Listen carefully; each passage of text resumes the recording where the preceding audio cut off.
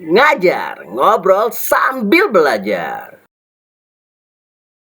Oke, halo teman-teman, perkenalkan nama aku Alvin Rian Sanjaya dan kita balik lagi di podcast Ngajar, Ngobrol Bareng Pelajar, episode 2. Oke teman-teman, apa kabar kalian hari ini? Semoga baik-baik aja ya. Nah, oke, jadi kita hari ini akan podcast ngajar lagi nih teman-teman. Tapi temanya hari ini adalah pengalaman pendakian ya. Jadi kalian buat yang belum tahu nih, apa sih ngajar itu? Jadi ngajar itu adalah program sekolah kita ya, yang kemarin baru kita jalanin, yaitu ngobrol bareng pelajar ya. Jadi singkatan ngajar itu adalah kepanjangannya dari ngobrol bareng pelajar. Oke, jadi di sini nih kan tadi temanya pendakian nih teman-teman. Jadi kita udah kedatangan narasumber, tapi sebelum kita panggil narasumbernya, kita sebutin dulu nih profilnya nih. Jadi di sini nama narasumbernya adalah Pak Lius Kartika Chandra. Nah, Pak Lius ini mengajar di SMK Dewi Sartika dan dia mengajar DGP ya. Terus abis itu dia juga pernah hiking tentunya, karena di sini adalah dia narasumber yang tepat ya. Jadi nanti kita dengerin aja. Dan terus dia juga udah sering banget pendakian ke gunung-gunung gitu teman-teman. Oke, nih makasih banget nih buat kru ya yang udah nyiapin dari kemarin. Tapi sayangnya kemarin ada halangan ya, maaf banget teman-teman semua. Nih kru, apa kabar? Sehat nggak? Mantap. Sehat ya, mantap ya. Oke, semangat hari ini, mantap banget. Tepuk tangan dulu dong. Oke, tanpa lama-lama lagi, kita basa-basi lagi, kita panggilin aja Pak Lius. Apa kabar Pak Lius? Alhamdulillah baik. Nih siapin. Alhamdulillah sehat Pak Lius. Nih kesibukannya hari ini ngapain Pak? Kalau kesibukan hari ini alhamdulillah lagi kosong. Kosong. Free. Makanya kan kita bisa bikin jadwal buat ngobrol nih. Oke. Terus masih ngajar ya? Masih dong. Masih alhamdulillah masih betah. Masih betah ya. Oke. Terus kemarin banyak banget nih Pak yang minta Bapak buat ngobrol di sini nih. Serius? Iya. Banyak banget yang nanyain. Masya Allah. Pak Lius, kapan sih nih podcastnya? Pak Lius, kapan podcastnya? Nah, ini buat teman-teman semua nih yang kemarin nanyain nih kalian ya. Nih Pak Liusnya udah datang nih di sini di tengah-tengah kita semua. Dan pada hari ini kita mau ngebahas tadi Pak, pendakian. Oke. Jadi kemarin sempet ya Pak ya, ada yang nanya gitu kan. Pak Lius masih ngedaki nggak sih? Pengen ngikut deh Pak Lius ngedaki. Pengen tahu gimana sih hiking bareng seorang guru tuh gimana gitu kan. Terus ya itu dan saya juga mau nanya nih Pak. Ya. Kenapa sih Bapak bisa suka naik gunung gitu? Kalau bisa suka sih apa ya? Let it flow nih. Dulu ngalir gitu aja ya. Karena kan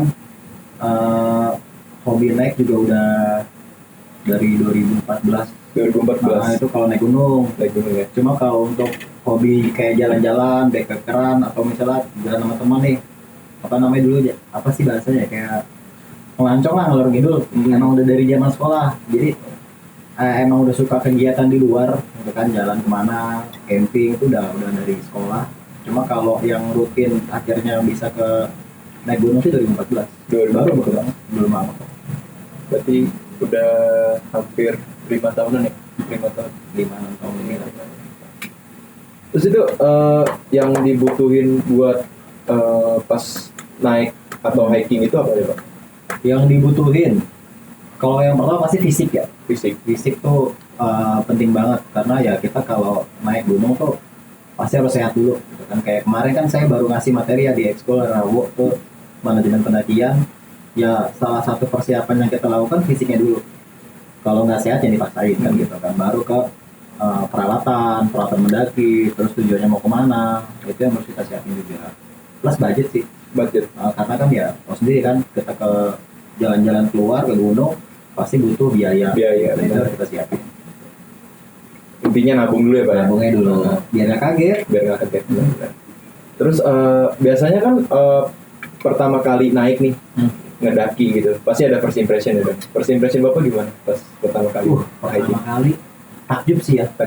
Jadi kan dulu 2014 tuh saya pertama kali belum di sini nih.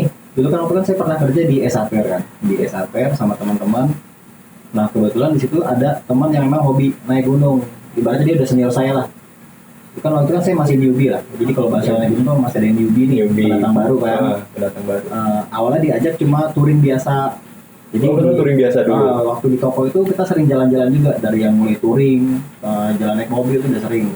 Terus teman dapat ide karena memang kita kan satu angkatan nih, tim kontrak semua dulu 40 orang buat project di situ.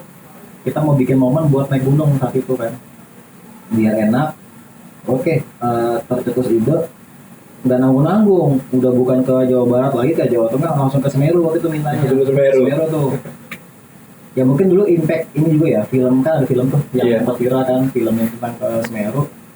Terus ya udah sama tim, sama teman-teman kita rencana rembukan. Waktu itu 22 orang yang 22 orang. Kita data mau naik 22 orang. Ya cuma seiring berjalannya rencana ternyata ada beberapa yang cancel. Dari 22 orang itu tinggal 6 orang saat itu yang mau naik. Udah kan saya mulai searching, Gunung Semeru kayak gimana sih, ternyata wah gila tuh gunung tertinggi di Jawa Timur ternyata kan, di Pulau Jawa malah kan 367 mdpl. Udah persiapan fisik, budget, ngurus cuti ke manajer kan dulu kan. Dulu tuh waktu saya naik itu kan di tempat kerja itu ada peraturan ya, kita kalau cuti itu maksimal 6 hari. Sedangkan kalau estimasi ke Semeru saat itu kita ngitung lebih dari 6 hari. Pasti pas 6 hari, tapi kalau sampai Jakarta ada lebih. Oh ini gimana nih, kita ngobrol sama yang lain. Udah kita ngelobi bos tuh gitu, ngelobi manajer, Pak kita mau cuti nih, tapi lebih dari 6 hari, boleh nggak kan gitu kan. Saya ngomong gitu, Bang mau kemana lu? Mau naik gunung Semeru lah gitu. Berapa hari? Ya 6 hari, tapi mepet kalau cuma 6 hari. Akhirnya 7 ya Pak, sama libur, saya bilang gitu kan, libur dempet. Ya udah sama diatur. Terus udah ya, pas udah gitu, saya nego lagi, tapi dempetnya di awal sama di akhir nih Pak. Jadi 8 hari saya bilang gitu kan. Banyak banget. Ya namanya momen kan saya bilang gitu kan. Ya untungnya saat itu kita emang lagi sales lagi bagus ya, penjualan juga lagi oke, dikasih nih gitu kan, ibaratnya udah kita berkelakuan baik kan, mau jalan-jalan akhirnya dikasih, dapat 8 hari cuti, alhamdulillah tuh. Berangkat kita bulan Mei 2014 begitu, tanggalnya saya lupa sih, pokoknya itu awal mula akhirnya nama delegasi muncul saat itu kan, ada kita berangkat ke Semeru berenam. Nah di sana ketemu sama orang dari Semarang, satu orang gitu. Dia ikut gabung sama kita, karena sendiri kan. Jadi akhirnya jalan bertujuh. Ya alhamdulillah sih. Tadi kalau dibilang first impressionnya gimana, takjub banget karena langsung ke puncak tertinggi. Alhamdulillah juga sampai. Pas di puncaknya tuh saya ngelihat kayak gugusan pulau kecil tuh, kayak pulau-pulau kecil tuh kelihatan dari atas tuh. Terus ngelihat kayak Udus Gembel keluar kan nyampe sana kan jam 6 pagi, nyampe top summitnya kan, ngelihat pemandangan pokoknya luar biasa deh, berasa kecil banget gitu, berasa kecil. Ya udah netes aja gitu ya mata. Dan itu pokoknya ya the best lah di gunung itu, belum ada yang ngapain sih. Kayak ngerasa ada kota di atas awan ya Pak. Negeri atas banget. Iya, negeri di atas awan. Benar. Jadi nggak cuma cerita teman-teman, emang negeri di atas awan itu emang benar-benar ada, nyata. Tapi pernah pengalaman apa aja tuh pas naik ke Semeru? Ada halangan atau halangan? Ada sih, karena kan waktu itu ada perempuan satu ya, temannya teman lah ibaratnya gitu, perempuan satu. Ketika naik itu ini udah di top summit ya, jadi setelah hari kedua kita mulai top summit jam 10 malam. Memang terjal banget gitu kan, jadi itu kayak begini nih, 60 derajat. Itu tuh kayak kita tuh naik ke gundukan pasir. Kita naik 5 langkah bisa turun lagi tuh gitu, dan itu tinggi kan, hampir 20 cm lah ada kedalamannya kan. Nah itu cewek di situ dibilang nggak kuat, mungkin nggak kuat ya, karena memang dia juga kaget di situ. Kita udah bawa oksigen tambahan lah gitu kan, oksigen kalian udah bawa juga, bawa 2, terus bawa cemilan segala macam. Mungkin karena memang dia fisiknya lemah, akhirnya dia sama temennya memutuskan buat turun gitu. Nah di situ kita sempat mungkin kayak konflik debat sedikit lah ini gimana nih, ada yang turun tapi ada setengah, ada yang naik gimana kan. Sedangkan saat itu saya masih newbie banget, berarti masih ngeblank tentang gunung, masih nggak tahu. Pokoknya saya terima beres lah, mau turun ayo, mau naik juga ayo gitu kan. Tapi kan teman saya yang senior nih yang pada mengambil keputusan, ngomong-ngobrol gimana, lu nggak bisa nih dibawa lagi kak, naik tuh dipaksa gitu kan. Ternyata emang mereka yang merasa nggak kuat gitu, yang cewek itu merasa nggak kuat. Udah akhirnya mereka turun berdua, kita bikin kesepakatan. Ya mungkin saat itu bisa dibilang keputusan yang berat ya, berat tapi insya Allah tepat gitu, insya Allah tepat. Pada saat mereka turun memang ada kebetulan rombongan yang turun juga gitu, jadi ada yang nggak kuat juga nih, ada yang nggak kuat, jadi ada yang nggak kuat akhirnya turun bareng. Mereka turun bareng, ya udah kita berempat memutuskan buat naik gitu. Ya mudah-mudahan sih memang keputusannya tepat ya, kita melanjutkan perjalanan.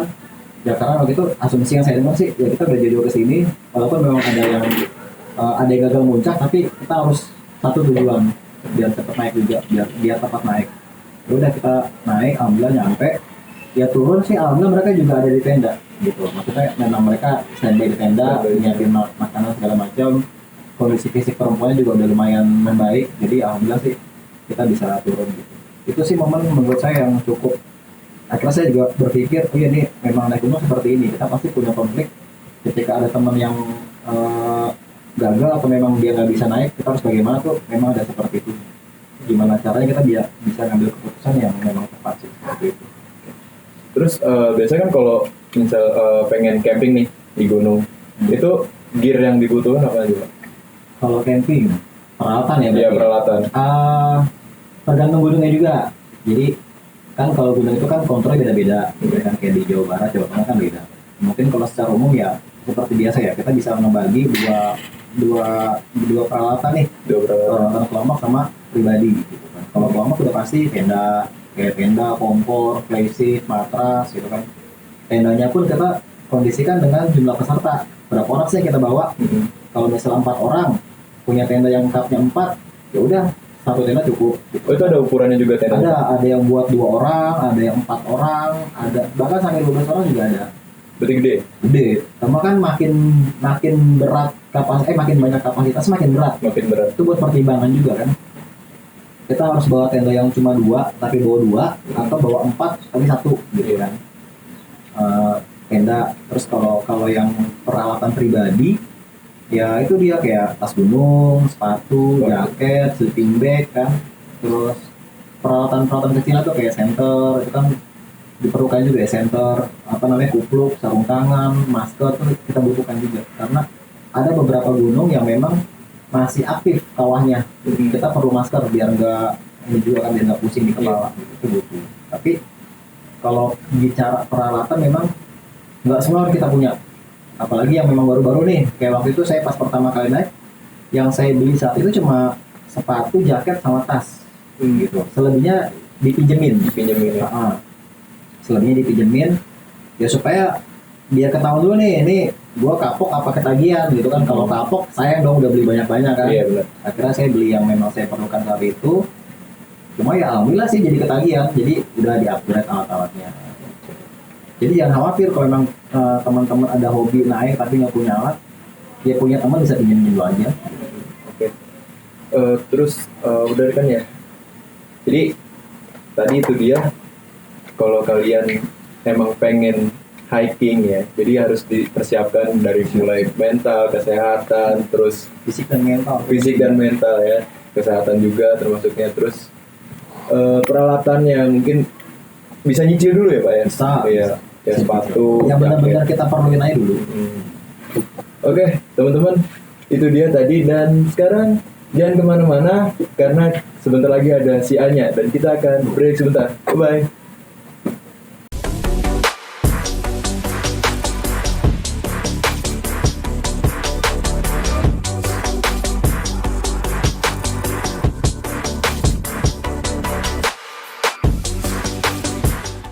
Oke, teman-teman, balik lagi bersama aku Alvin. Kita kali ini masuk ke si Anya, siswa Ayo Bertanya. Oke, tepuk tangan dulu. Sebelum masuk ke si Anya, ini mau nanya dulu nih ke kru. Kru masih pada semangat kan? Masih Masih dong. dong. Masih. Oke, makasih udah setia nungguin saya daripada nungguin dia. Iya. Udah ya, udah bercanda ya. Udah gamon. Oke Pak, nih di sini di layar belakang Pak udah ada yang nanya nih. Oh iya. Dari si Anya, siswa Ayo bertanya. Oke, kita bacain dulu dari Astroki. Gunung apaan yang paling tinggi yang pernah dinaikin? Gunung apa yang paling tinggi pernah dinaikin? Iya. Kalau gunung yang paling tinggi yang tadi saya ceritain di awal ya. Jadi gunung yang paling itu Semeru yang kemarin saya naikin di 2014 dan itu juga tertinggi dan pertama kali yang saya naikin Gunung Semeru. Oke, next ada pertanyaan lagi dari Zora Ayabe. Zora Yabe. Oke. Kalau camping di gunung cuma sehari bisa nggak tuh? Kalau camping di gunung cuma sehari bisa nggak? Kalau campingnya bisa. Campingnya bisa. Kalau campingnya bisa. Ya kalau perjalanannya kan lebih dari sehari ya. Iya, benar. Kayak di Jawa Barat nih kita mau ke Gunung Gede. Itu kan untuk perjalanannya aja bisa 4 jam 5 jam dulu ke sana kan. Baru nanti trekking, buka tenda, ya minimal 1 malam. Iya. Karena kalau di Gunung Gede itu dia ada aturannya untuk sekali trip ke sana itu 2 hari 1 malam. 2 hari 1 malam. Di sana. Jadi 2 hari buat naik turun, 1 malam buat bermalam di sana. Tapi kalau emang cuma murni camping, Sabtu Minggu juga bisa kok. Jadi kayak ke Bogor nih, ke Bogor berangkat Sabtu siang misalnya nih pulang sekolah, Sabtu siang berangkat, ya paling kan nyampe sana sore, ya kan, Iya. sore atau malam, jadi langsung buka tenda, paginya sharing santai, siang udah bisa pulang lagi, gitu. Kalau emang ini ke camping ya, bukan ke pendakian, bisa aja kok. Jadi naik camping. Next ada lagi. Wah, nih dari teman sekelas kita nih kayaknya nih Pak. Sahai Pak. Dari Rizky.Kimau. Oke. Orang yang mana sih? Itu Pak lagi jadi tuh. Ada bantuan. Halo. Ganteng banget. Halo. Rizky mau. Oke. Nanya apa nih? Persiapan pas mau ngedaki itu barang bawaannya dibawa sendiri, sendiri atau udah diatur kelompok Bang? Solo atau squad nih jadinya? Oke. Jadi kalau naik itu persiapan pas mau mendaki barang bawaan dibawa sendiri atau diatur per kelompok. Dua-duanya betul. Jadi yang pertama ada barang-barang yang memang dibawa sendiri kayak barang pribadi ya kan. Jaket, makanan pribadi, baju-baju deh ya pasti dibawa sendiri dong. Iya. Ini kan bawa tas kan. Tapi kalau yang per kelompok ya kayak tenda, matras, kompor kita bagi rata. Bagi rata. Misalnya 4 orang nih di carrier si A dia buat naruh tenda gitu kan, carrier B buat naruh kompor, carrier C buat naruh makanan beratnya nih gitu kan. Jadi kita bagi rata biar sama berat gitu. Jadi memang ya barang pribadi di tasnya dia plus ada barang kelompoknya juga gitu. Jadi kan namanya sharing ya. Iya. Jadi nggak ada yang keberatan di satu. Nah, bisa ganti-gantian juga. Jadi kalau capek ganti sama tas yang lebih ringan seperti itu. Makanya kalau naik gunung itu ya itulah apa namanya ya, rasa persahabatannya harus ada gitu. Timnya juga harus solid. Oke. Next. Solo atau squad? Solo atau squad tadi tuh? Solo atau squad nih jadinya. Dua-duanya juga bisa. Jadi ada orang yang memang solo hiking namanya ya. Jadi dia naik gunung sendiri gitu kan. Saya juga pernah solo hiking. Ada juga yang memang barengan gitu. Ya kalau misalnya solo ya pastikan teman-teman udah tahu medannya gitu. Kayak ke Gunung Gede mau solo ya udah tahu tuh trek-treknya pos 1 ke pos 2 udah tahu jaraknya, ngambil air gimana dan memang memastikan fisiknya udah oke, bawa P3K juga gitu. Ya kalau squad minimal bertiga, berempat gitu kan. Rame-rame pun ada namanya kontrip gitu. Tapi tadi kenapa saya bilang minimal bertiga? Ya amit-amit kalau memang kenapa-napa ada 2 teman yang sehat buat ngebantu gitu. Dibanding yang berdua kan. Minimal bertiga. Makin banyak orangnya, makin banyak yang perlu dibawa, makin banyak yang perlu diatur. Makanya ada yang bahasa tuh kalau orang naik gunung ada open trip.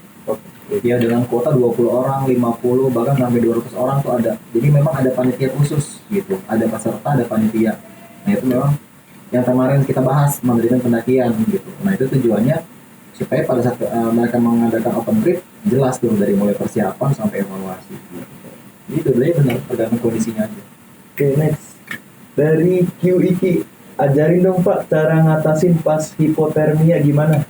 Ajarin cara ngatasin hipotermia. Waduh, saya aja belum pernah ngalamin banget ya hipotermia ya gitu. Kalau kalau hampir sering, ya maksudnya tahu kan namanya di gunung, apalagi waktu pas kayak ke Semeru tuh ingat banget.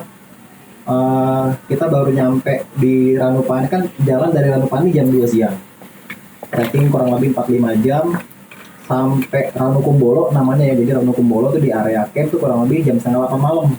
Wah itu pas kita nyampe buka tenda tuh gimana ya, badan lagi gerah nih, tau tuh dingin. Dingin itu bukan cuma cuaca dingin, memang ada angin, tau tuh angin dingin banget. Langsung kita buka tenda, alhamdulillah kebuka tendanya. Mungkin karena memang saya juga baru pertama kali, kaget. Ini kepala tuh sakit banget, sakit banget tuh kayak dinginnya luar biasa, kepala juga sakit. Gimana sih sakit karena dingin, cuaca dingin kan, tahu kan, sakit banget gitu. Untungnya teman saya bawa obat waktu itu. Plus teman saya tuh juga kita bawa jahe. Jadi jahenya itu bukan jahe yang sasetan tuh, jahe bonggol. Jadi ini jahe nih, bawa kayak gini nih jahe, bawa jahe dipotong-potong sama temen, dibikin wedang jahe kan. Jadi saya disuruh minum obat juga, pakein sleeping bag, tiduran tuh, tidur bentar. Ya alhamdulillah yang tadinya menggigil parah bisa teratasi, akhirnya mulai stabil badannya, mulai adaptasi juga gitu kan. Mendingan. Nah di situ saya juga sempat ngedon, aduh ini di Ranukumbolo aja udah kayak begini nih kondisinya, gimana ntar di atas tuh, sempat ngedrop di situ tuh. Cuma ya alhamdulillah pas sampai di kita hari kedua trekking lagi, karena emang udah menyesuaikan juga, lebih enak badannya. Tapi kalau emang tadi ditanya buat mengatasi hipotermia, yang pertama adalah ketika bajunya basah semua harus dibuka. Karena kan namanya orang trekking pasti kan pada gerah kan, gerah, duduk kelamaan atau mungkin istirahat kelamaan, akhirnya nempel tuh di badan, dingin kan, apalagi kan cuaca juga dingin. Baju dibuka semua, ganti yang kering dipakein sleeping bag segala macam biar dia hangat badannya. Kalau perlu ya, kalau emang bisa kita merangkul, kita rangkul gitu kan, jadi supaya bertukar panas tubuh nih, sambil mungkin tim yang lain siapin wedang-wedang hangat gitu, jadi supaya mereka juga yang kena tuh bisa kembali stabil. Jadi makanya kita ketika naik tuh antar teman harus peka. Oh nih kondisinya dia nih capek, bukan capek biasa nih, capek kayak orang keinginan tuh harus paham gitu. Jangan dicuekin sebelum memperparah. Jadi memang kan gejala-gejala udah mulai kelihatan tuh, capeknya dia, kram segala macam udah mulai kelihatan. Ya kita sebagai teman yang memang ngelihat harus peka, buru-buru diatasin kondisinya. Gitu. Perut jangan sampai kosong. Memang harus makan ya. Jadi kalau pas sampai di camp kita harus makan biar nggak kosong, biar perutnya juga enak, tidur juga istirahat enak. Ya mudah-mudahan sih nggak sampai parah ini. Next, ada lagi? Oke. Oke, ini dari kru ini, Ripai, tutor buang air besar di gunung. Tutor buang air di tutorialin, maksudnya gimana nih, saya duduk dengan gaya yang gimana gitu. Jadi ini juga emang sih sering jadi pertanyaan ya kadang kalau sama teman-teman, bang gimana nanti kalau mau naik gunung apa namanya BAB-nya tuh. Ya udah BAB aja gitu loh. Pertanyaan kan lo mau nggak BAB di luar gitu kan.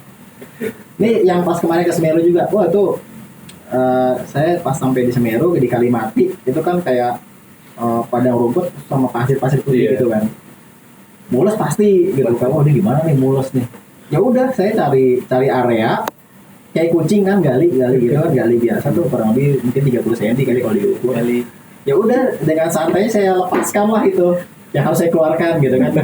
Malah saya ngerasa kapan lagi lo boker gitu kan, dengan view gunung ya kan, dengan view pemandangan alam, dengan view danau lo kapan lagi gitu kan. Jadi udah cuek aja, yang penting tahu gimana supaya nggak jadi limbah buat yang lain gitu kan. Jadi kita gali kayak kucing kurang lebih 30 cm, selesai kubur. Kalau emang ada sumber air ya bawa air sebotol aqua aja, jangan kayak di kamar mandi nyiramnya kan kasihan juga.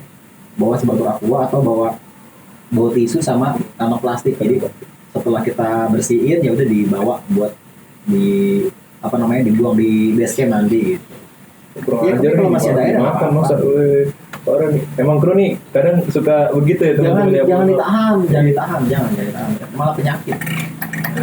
Yang penting satu, jangan BAB di trek ya, karena kan itu buat jalan juga. Jadi memang cari tempat yang aman gitu. Jangan sampai nanti wah apaan nih gitu.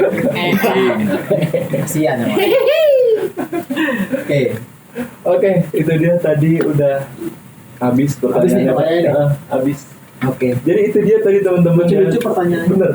Lagi dari ada tadi sebagian dari grup Pak. Ada apa yang teman-teman iya. juga. Karena kan memang di sini juga lumayan banyak ya yang ngikutin. Banyak.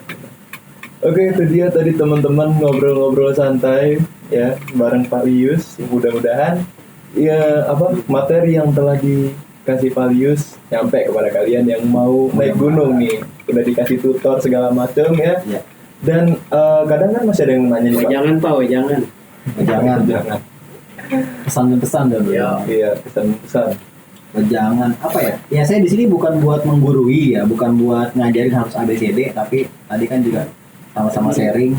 Mungkin kalau emang teman-teman punya ilmu atau memang wawasan luar yang lebih oke, ya kita berbagi gitu kan. Jadi karena naik gunung itu nggak cuma hobi, bisa jadi profesi juga gitu kan. Bukan buat sekedar gaya-gayaan, bukan buat senang-senang.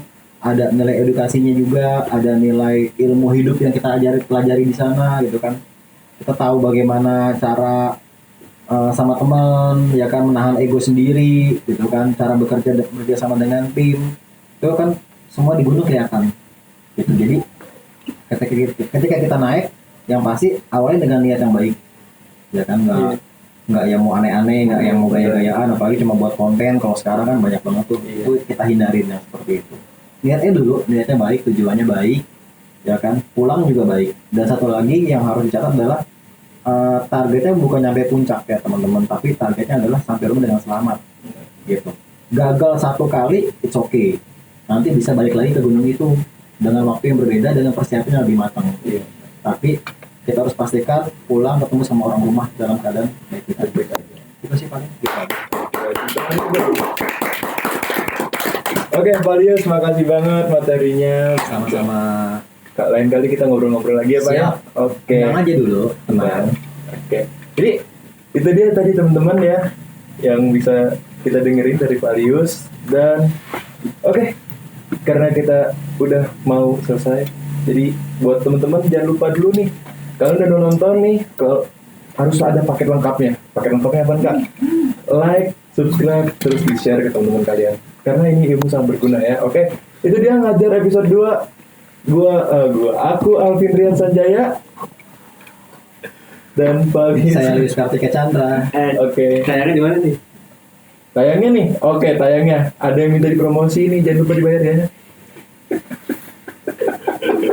Langsung tayang ya, langsung tayang. Langsung tayang nanti di editornya nanti speedrun ya. Editornya nanti speedrun dan ini nanti tayangnya di channelnya Rifadi Zendel dan SMK Dewi Sartika Multimedia. Oke guys, thank you, bye bye. Thank you buat yang Masih setia buat nonton. Merah.